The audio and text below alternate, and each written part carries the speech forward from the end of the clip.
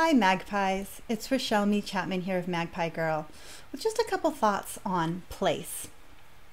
In a global world where we are connected largely by the online experience, the sense of a physical place of belonging and home is eroding a little bit or evolving a little bit depending on how you look at it.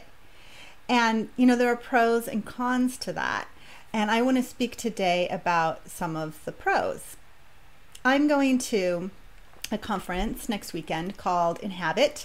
It's a great conference at the Seattle School for Theology and Psychology, and it's all about people who want to have a parish-based ministry, to do parish-based work. So it's all people who are committed to living in a specific neighborhood, to serving the needs of that specific neighborhood, to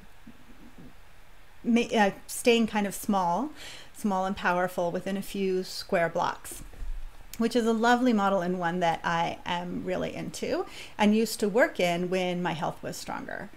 But since my health has taken a turn for the chronic, it's a lot harder for me to do physically based work where I need to show up at a specific time and be face to face with someone, and it's just a different kind of energy than working with people online, and it's not accessible to me anymore.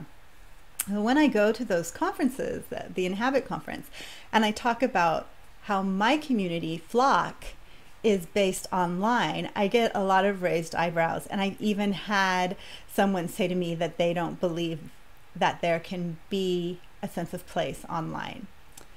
And I feel like that's really does a disservice to people who are geographically isolated or physically isolated due to chronic illness.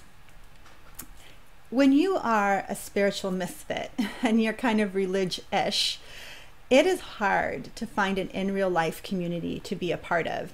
You can go to a traditional community or church or synagogue, but you have to do a lot of translating in your head to make sense of what's coming at you from the pulpit or the podium, and to communicate with others around you. And it can be really, it can be hard. If you have a chronic illness on top of it, it's extra draining and it's extra hard. Also, if you have a chronic illness, getting out of your house to be at a specific place by a specific time, wow, it can just be insurmountable. Like even just to attend a book group once a month, or to go to yoga on Tuesdays at 6:30 on a regular basis is hard. Anything regular becomes hard when you have chronic illness. So in those situations, when you're geographically isolated as a spiritual misfit, or when you're physically isolated because of a chronic condition, the sense of place that can be created online becomes increasingly important because it's accessible when you are able to access it. It's available when you are available. Things are stored in archives, forum boards conversations can go on with them over time. You don't have to be there in real time.